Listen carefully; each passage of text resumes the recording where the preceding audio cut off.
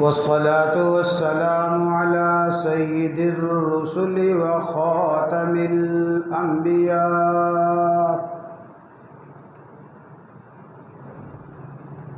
اللهم صل على سيدنا ومولانا محمد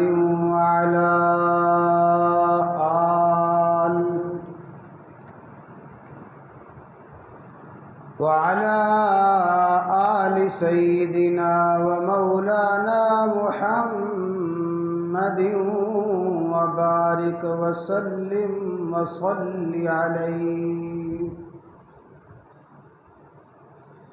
رب اشرح لي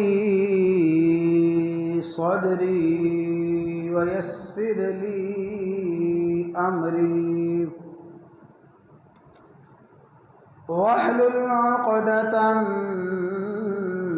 من لساني يفقه قولي. رب زدني علما رب زدني علما رب زدني علما. أعوذ بالله من الشيطان الرجيم. بسم الله الرحمن الرحيم.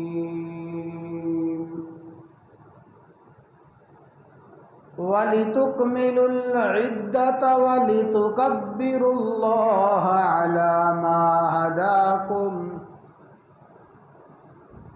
ولتكبروا الله على ما هداكم ولعلكم تشكرون. وقال الله تبارك وتعالى: وما محمد إلا رسول قد خلت من قبله الرسل أفإن مات أو قتلا انقلبتم على أعقابكم ومن ينقلب على عقبيه فلن يضر الله شيئا وسيجزي الله الشاكرين. وقال الله تبارك وتعالى: إنك ميت وإنهم ميتون. صدقت يا رب العالمين وصدقت يا أرحم الراحمين. وعن أبي بكر الصديق رضي الله تعالى عنه قال: ألا من كان يعبد محمدا فإن محمدا قد مات ومن كان يعبد الله فإن الله حي لا يموت.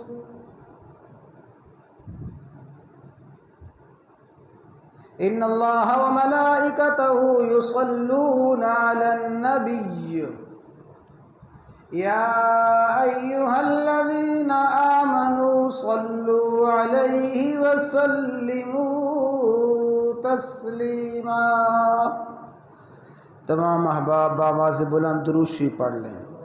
اللهم صل على محمد وعلى آل محمد كما صليت على إبراهيم وعلى آل إبراهيم إنك حميد مجيد. اللهم بارك على محمد وعلى آل محمد كما باركت على إبراهيم وعلى آل إبراهيم إنك حميد مجيد.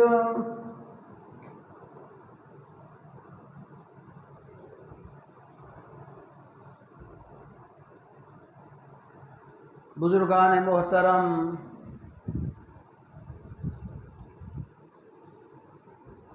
برادران اسلام،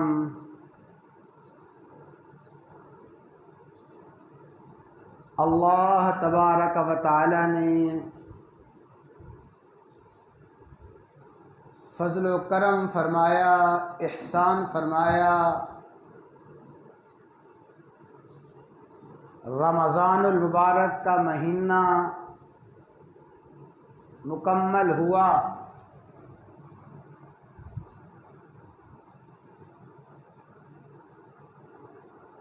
آج کے خطبہ جمعہ میں جس موضوع پر میں کچھ عرض کرنا چاہتا ہوں،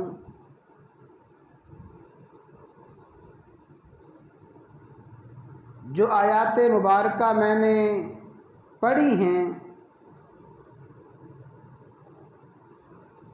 ان آیات کی تلاوت خلیفہ اول، خلیفہ بلا فاصل، جانشین رسول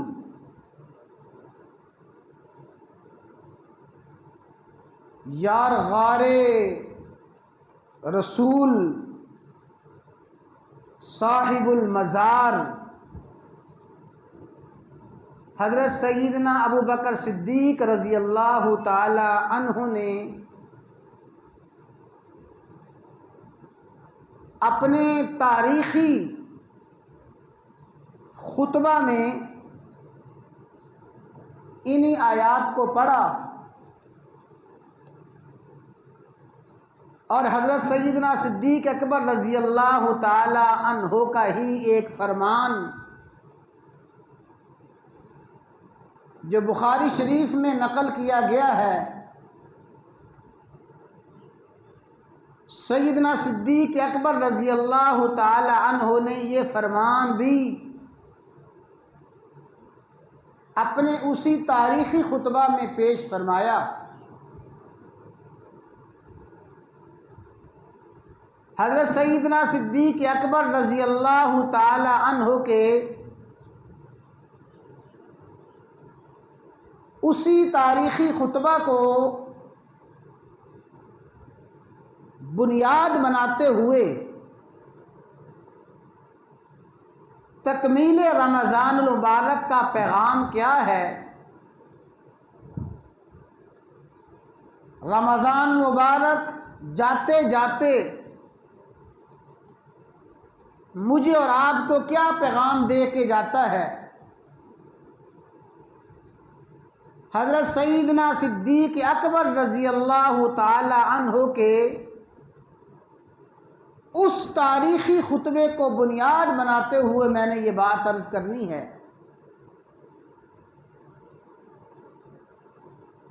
یہ تاریخی خطبہ سیدنا صدیق اکبر رضی اللہ تعالی عنہ نے کب ارشاد فرمایا؟ ام المومنین سیدہ عائشہ الصدیقہ رضی اللہ تعالی عنہا نے اس پورے واقعہ کو بڑی تفصیل کے ساتھ بیان فرمایا ہے، اور حضرت امام بخاری رحمہ اللہ تعالی نے حضرت سیدہ عائشہ رضی اللہ تعالی عنہ کی وہ روایت تفصیل کے ساتھ بیان فرمائی ہے۔ یہ تاریخی خطبہ اس موقع پہ ارشاد فرمایا گیا جب صحابہ کرام رضوان اللہ تعالی علیہم اجمعین پر کائنات کے سب سے بڑے غم اور سب سے بڑے غم اور صدمے کے بادل چھائے، جب صحابہ کرام رضوان اللہ تعالی علیہم اجمعین کو سب سے بڑی پریشانی اور سب سے بڑا غم پہنچا، صحابہ کرام رضوان اللہ تعالی علیہم اجمعین کے غم کا اندازہ اور صدمے کا اندازہ، پریشانی کا اندازہ اس بات سے لگا لیجئے کہ اس موقع پر بہت سے صحابہ کرام رضوان اللہ تعالی علیہم اجمعین گم سم ہو گئے، زبانیں بالکل خاموش ہو گئیں۔ بہت سے صحابہ کرام رضوان اللہ تعالی علیہم اجمعین اپنے ہوش و حواس سے بیگانہ ہو گئے، اور اتنا غم اور صدمہ تھا۔ روایات میں آتا ہے کہ ایک صحابی مدینہ منورہ سے باہر کھیتوں میں کھیتی باڑی کر رہے ہیں، ہل چلا رہے ہیں۔ ان کو بتایا گیا کہ وہ اللہ کے بندے، تو یہاں کھیتی باڑی کر رہا ہے، تو ہل چلا رہا ہے، تجھے پتہ نہیں رسول اللہ صلی اللہ علیہ وسلم دنیا سے رخصت ہو گئے ہیں، رسول اللہ صلی اللہ علیہ وسلم کی وفات ہو گئی ہے۔ اس صحابی نے جب یہ افسوسناک اندوہناک خبر سنی تو وہ صحابی وہیں کھڑے کھڑے دعا کرتے ہیں، اور عجیب دعا کی، عجیب محبت، عقیدت، پیار اور محبت کی داستان رقم کر گئے۔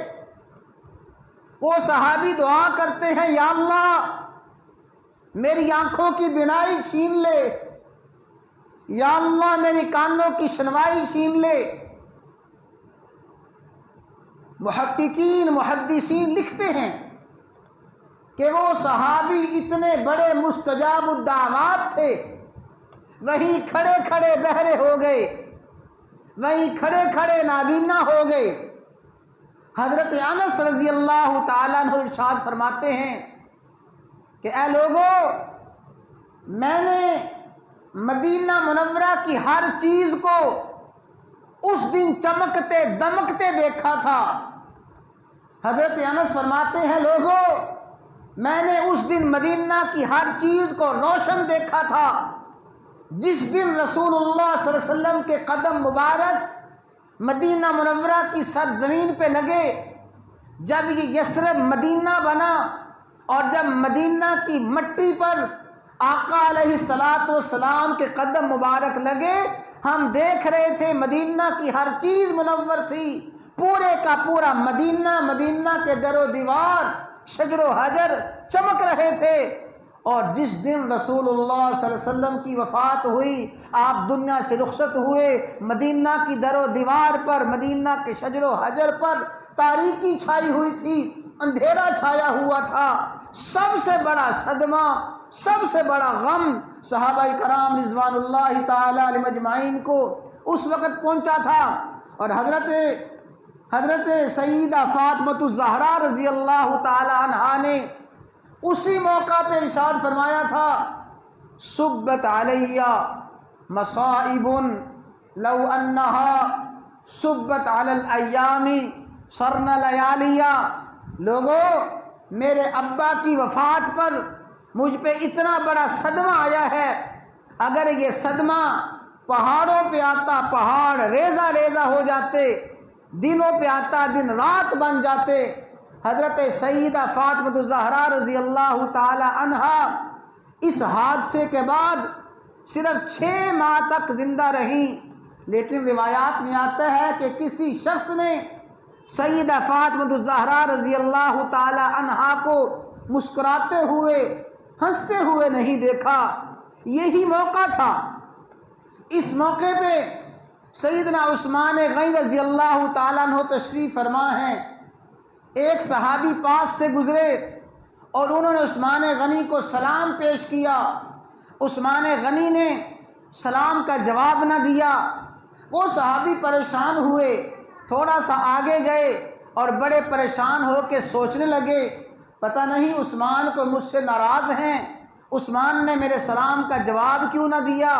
وہ صحابی واپس آ کے پوچھتے ہیں اے عثمان، میں نے تمہیں سلام کیا، تمہارا حق تھا، فرض تھا، میرے سلام کا جواب دیتے۔ عثمان غنی رضی اللہ تعالیٰ عنہ فرماتے ہیں اللہ کی قسم میں نے تو تمہارا سلام سنا ہی نہیں ہے، میں نے تو تمہارے سلام کی آواز تک نہیں سنی۔ یعنی یہ صدمہ، یہ غم، یہ پریشانی اور یہ حادثہ اور صحابہ کرام کی یہ کیفیت تھی۔ اس کیفیت میں حضرت عمر رضی اللہ تعالیٰ عنہ ایسے ہوش و حواس سے بیگانہ ہوئے، حضرت عمر فاروق رضی اللہ تعالیٰ عنہ ایسے گم سم ہوئے، تلوار لہرانے لگے اور تلوار لہرا کے فرمانے لگے کہ کون کہتا ہے محمد صلی اللہ علیہ وسلم فوت ہو گئے ہیں؟ جو یہ کہے گا آپ فوت ہو گئے ہیں، میں اس تلوار کے ساتھ اس کی گردن اڑا دوں گا، اس کا سر قلم کر دوں گا، جس طرح موسیٰ علیہ السلام طور پہاڑ پہ گئے تھے اور واپس آ گئے تھے، جناب نبی کریم صلی اللہ علیہ وسلم بھی واپس تشریف لائیں گے۔ یہ حادثہ اور یہ صدمہ تھا، یہ پریشانی تھی رسول اللہ صلی اللہ علیہ وسلم کے دنیا سے رخصت ہونے پر، صحابہ کرام کی یہ کیفیت تھی۔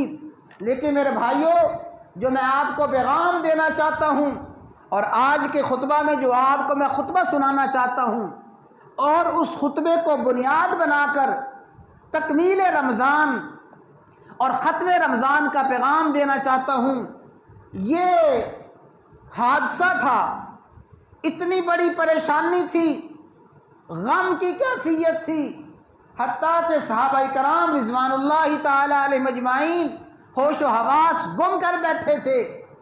اس موقع پہ وہ ہستی، وہ عظیم شخصیت، وہ عظیم ہستی جنہوں نے تمام صحابہ کرام کو تسلی دی، صحابہ کرام کو دلاسا دیا، صحابہ کرام کو ہوش و حواس میں لائے، اور وہ ہستی تمام صحابہ کرام کے لیے مرہم کا باعث بنی، تمام صحابہ کرام کے لیے سکون کا باعث بنی، تمام صحابہ کرام کے لیے تسلی کا باعث بنی۔ وہ ہستی جانشین رسول، خلیفہ بلا فصل، صاحب الغار والمزار، سیدنا صدیق اکبر رضی اللہ تعالیٰ عنہ کی ہستی تھی۔ صدیق اکبر رضی اللہ تعالیٰ عنہ نے جب سیدنا فاروق اعظم کو ایسے تلوار لہراتے ہوئے دیکھا اور یہ الفاظ، یہ کلمات کہتے ہوئے سنا، تو حضرت صدیق اکبر رضی اللہ تعالیٰ عنہ نے حضرت عمر سے فرمایا عمر بیٹھ جاؤ۔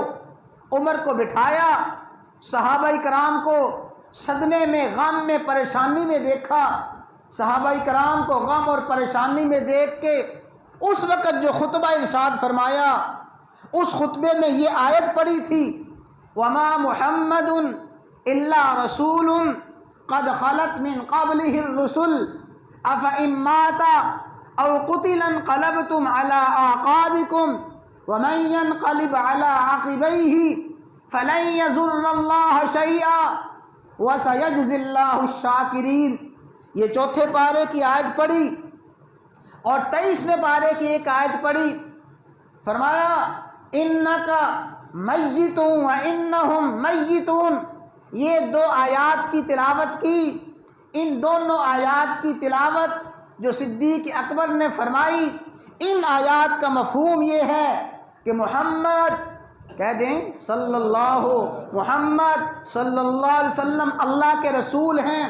آپ سے پہلے بھی بہت سے رسول تشریف دنیا میں لائے، اپنے اپنے وقت پہ دنیا سے پردہ فرما گئے، تو محمد صلی اللہ علیہ وسلم بھی اللہ کے رسول ہیں۔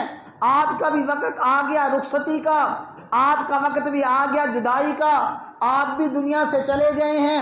أَفَإِن مَّاتَ أَوْ قُتِلَ، کیا اگر نبی کریم صلی اللہ علیہ وسلم دنیا سے پردہ فرما جائیں یا آپ شہید کر دیے جائیں، انقلبتم علی اعقابکم، اے لوگو تم اپنے پاؤں پہ واپس پلٹ جاؤ گے، واپس اپنے طرز پہ، واپس اپنے طریقے پہ پلٹ جاؤ گے۔ وَمَن يَنقَلِبْ عَلَىٰ عَقِبَيْهِ، جو واپس پلٹے گا، فَلَن يَضُرَّ اللَّهَ شَيْئًا، اللہ کا کوئی نقصان نہیں کر سکتا۔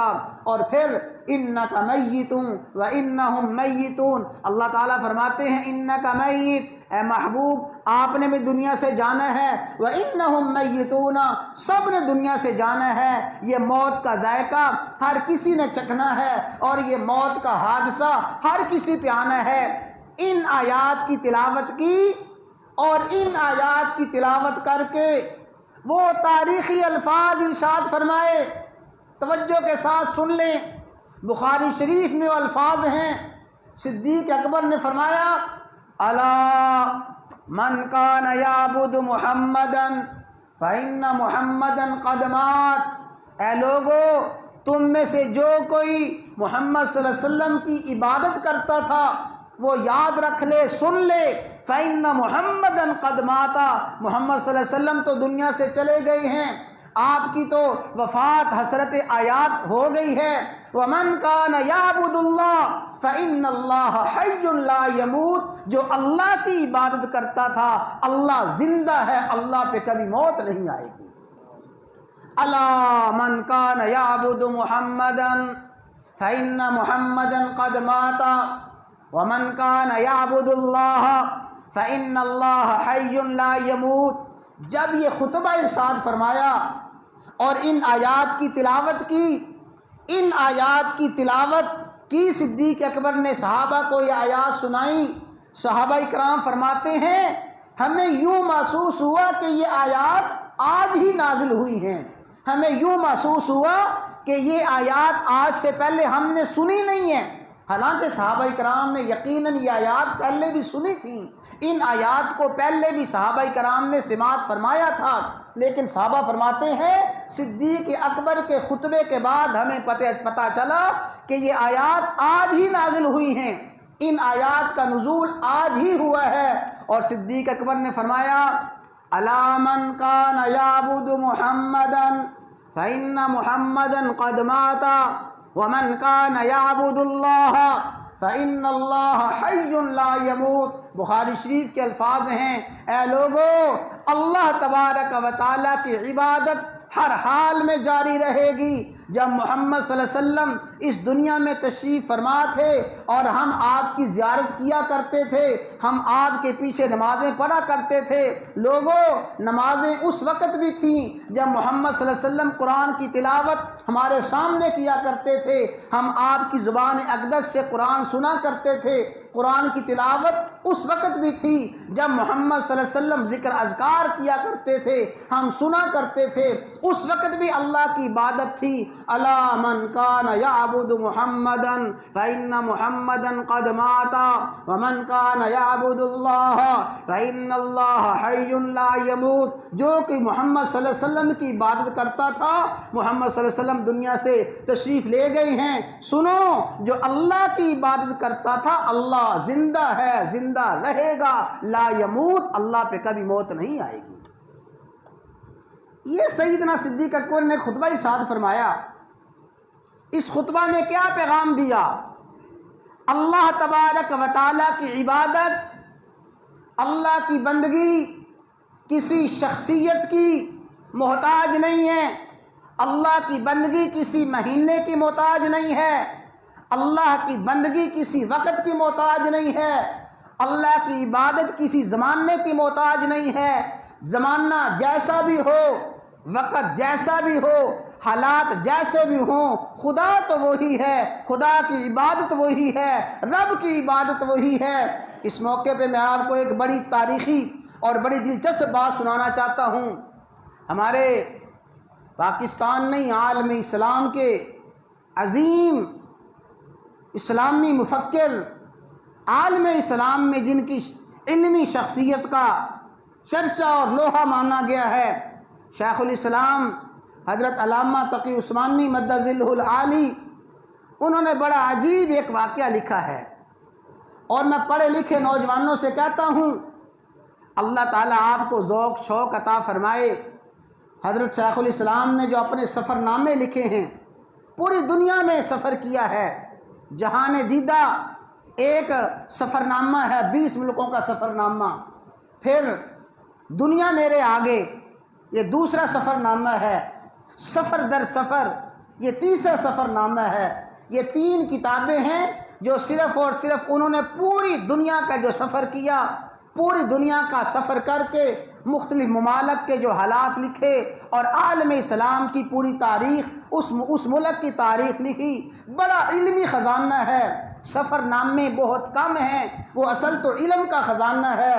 شیخ نے اپنی کتاب دنیا میرے آگے، اس میں جو سب سے پہلا لکھا وہ اندلس کا سفر نامہ، اسپین کا سفر نامہ لکھا ہے۔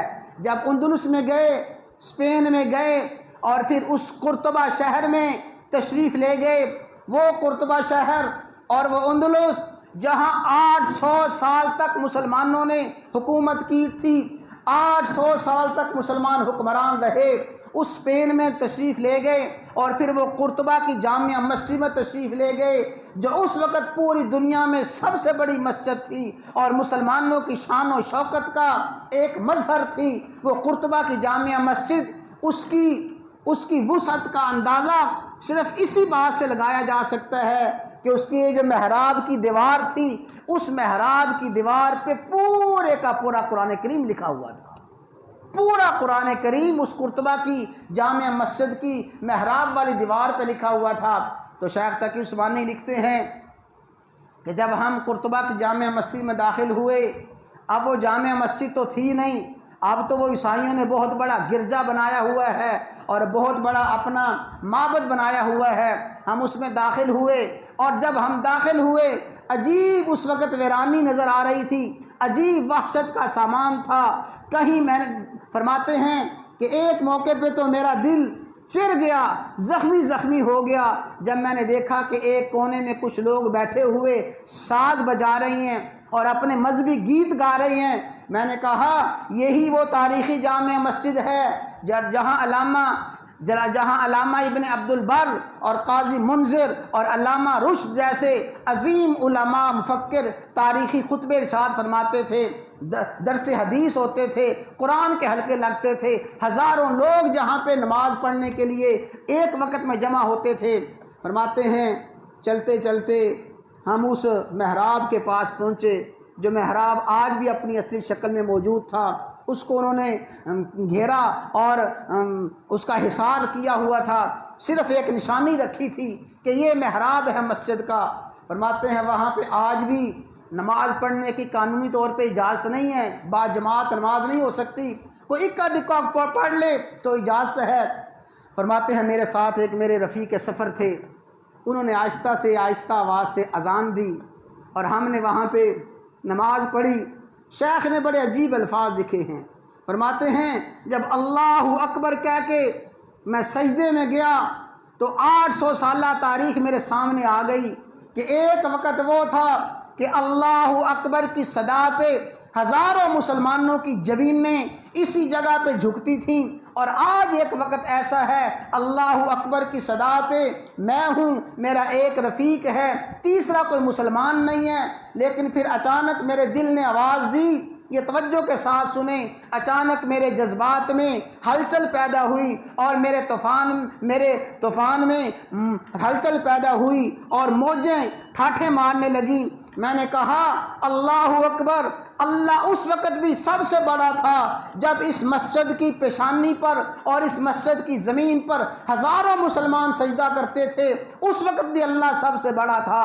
جس وقت مسلمانوں کی یہاں شان و شوکت تھی اس وقت بھی اللہ سب سے بڑا تھا، اور آج اس پوری مسجد میں ہم دو کے علاوہ تیسرا نمازی کوئی نہیں، اللہ آج بھی سب سے بڑا ہے۔ وہ اس وقت بھی اکبر تھا، آج بھی اکبر ہے، اس وقت بھی اکبر وہی تھا، آج بھی اکبر وہی ہے۔ صدیق اکبر نے فرمایا الا من کان یعبد محمدا فإن محمدا قد مات، جو محمد صلی اللہ علیہ وسلم کی عبادت کرتا تھا، محمد صلی اللہ علیہ وسلم دنیا سے چلے گئے ہیں۔ جو اللہ کی عبادت کرتا تھا اللہ زندہ، کبھی نہیں فوت ہوگا۔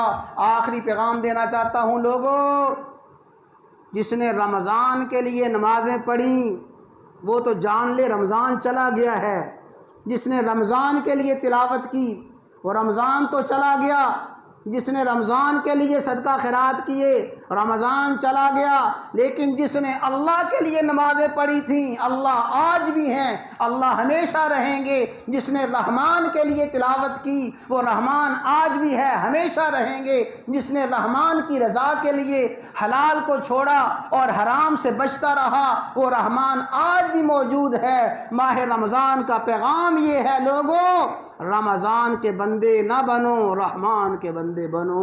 محض رمضان کی عبادت نہ کرو، رمضان کی عبادت نہیں ہے، عبادت رب رحمان کی ہے، رمضان کی بندگی نہیں ہے، بندگی رب رحمان کی ہے، اور رب رحمان کی بندگی نہ رمضان کی محتاج ہے، نہ وہ شوال کی محتاج ہے، نہ وہ کسی شخصیت کی محتاج ہے، ہر حال میں اس کی بندگی ہے۔ وَمَنْ كَانَ يَعْبُدُ اللَّهَ فَإِنَّ اللَّهَ حَيٌّ لَا يَمُوتُ، جو اللہ کی عبادت کرتا تھا اللہ ہمیشہ ہے، ہمیشہ رہے گا۔ جس نے اللہ کے لیے عبادت کی ہے، اللہ ہمیشہ ہے، ہمیشہ رہے گا۔ کیوں جی آج ہم نے فیصلہ کرنا ہے، ہم رمضان کے بندے ہیں کہ رحمان کے بندے ہیں؟ رحمان کے بندے ہیں۔ رحمان کے بندے رمضان کی عبادت گزار نہیں ہوتے، رحمان کے بندے صرف رمضان میں تلاوت نہیں کرتے، بلکہ رحمان کے بندے ہر حال میں بندے بنتے ہیں اور ہر حال میں بندگی بجا لاتے ہیں۔ دعا ہے اللہ تعالیٰ رمضان کے اس پیغام کو، اختتام رمضان کے اس پیغام کو مجھے آپ کو سمجھنے کی توفیق عطا فرمائے۔ اللہ ہمیں رمضان کا بندہ اور رمضان کی بندگی نہ کرنے کی توفیق عطا فرمائے، بلکہ اللہ تعالیٰ ہمیں اپنا بندہ، رحمان کا بندہ، رحمان کی بندگی کرنے کی توفیق عطا فرمائے۔ اللہ تعالیٰ مجھے آپ کو عمل کرنے کی توفیق عطا فرمائے۔